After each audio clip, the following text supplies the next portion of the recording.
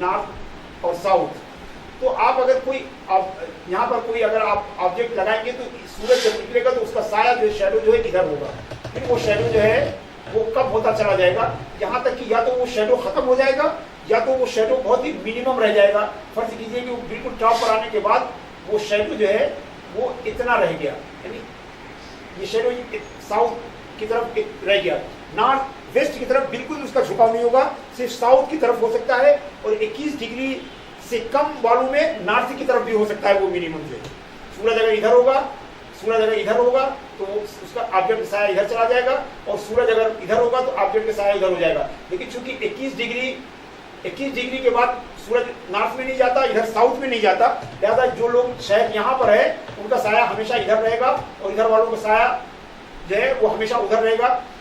21 degree से ज्यादा जो नॉर्थ में है उनका साया साउथ में नहीं जाएगा, और 21 डिग्री से ज्यादा जो साउथ में है उनका शैडो जो है वो नॉर्थ में कभी भी नहीं जाएगा। तो जो मिनिमम सूरज के आने पर जो मिनिमम शैडो जो बचता है वो जो है साया असली कहलाता है, और उसके बाद जैसे ही ये शैडो पूरब की तरफ होता है वो जोहर का वक्त शुरू होता है, जोहर का वक्त जो है वो शुरू हो जाता है।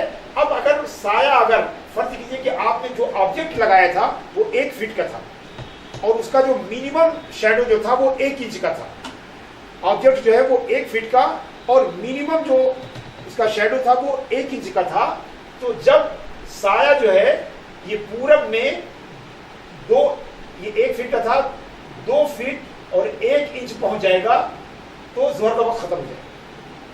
यानी ओरिजिनल शैडो प्लस ऑब्जेक्ट का डबल शैडो, यानी अगर ओरिजिनल शैडो 0 है, ऑब्जेक्ट आपका 1 फीट का है, तो जब साया 2 फीट का हो जाए, अगर ओरिजिनल साया 1 इंच का है तो जब, और ऑब्जेक्ट 1 फीट का है, तो जब शैडो जो है वो 2 फीट 1 इंच चला जाए तो जोहर का वक्त खत्म हो जाता है। यानी सूरज जैसे ही निस्फ नहार से पूरब मतलब पश्चिम की तरफ जाता है तो शैडो जो है वो पूरब की तरफ जाएगा ऑटोमेटिकली, वैसे ही जोहर का वक्त शुरू होता है।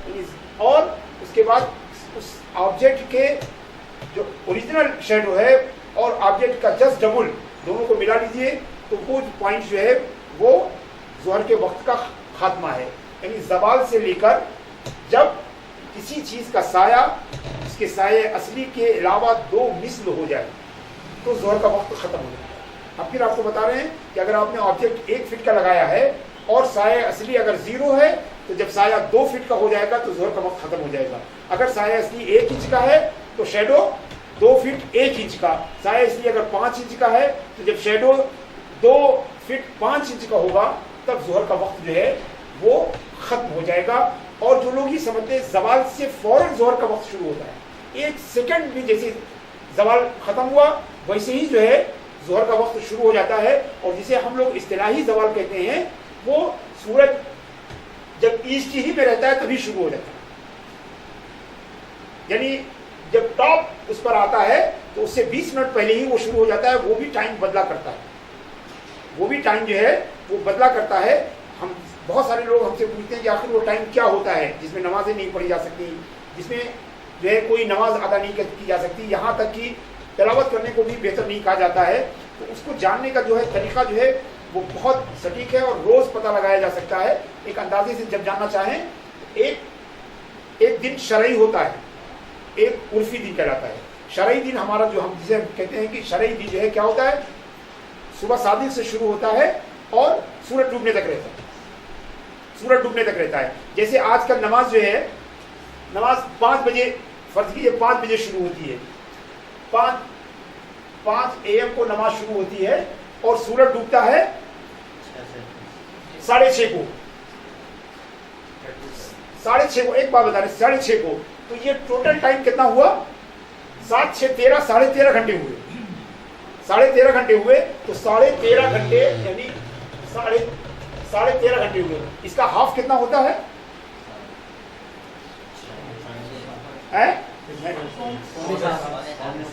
पौने 7 हुए, यानी 6:45।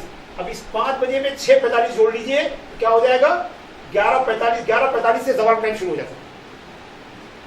11:45 से रोजाना जिस दिन की बात है, जिस दिन 5 बजे सूरज निकलता है 6:30 बजे डूबेगा, उस दिन 11:45 से जवाल का वक्त शुरू हो जाएगा। और सूरज अगर हम मानते हैं सूरज निकलता है 6 बजे, तो 6 बजे से लेकर 6:30 बजे तक कितना हुआ? साढ़े बारह घंटे। 12:30 का जो हाफ कितना हुआ? 6:15 सवा 6 घंटे। अब इस 6 में सूरज निकलने के टाइम में जोड़ लीजिए तो 12:12 बजे जवाल टाइम खत्म हो जाएगा। यानी सूरज निकलने से लेकर सूरज डूबने तक का जो टाइम होता है इसको उर्फी दिन कहते हैं। उर्फी दिन का जो हाफ होता है वो जवाल के टाइम का खात्मा होता है, और शरई दिन का जो हाफ होता है वो जवाल के टाइम की शुरुआत होती है। ये अच्छा ऐसा फार्मूला है कि बड़ी आसानी से इसके जरिए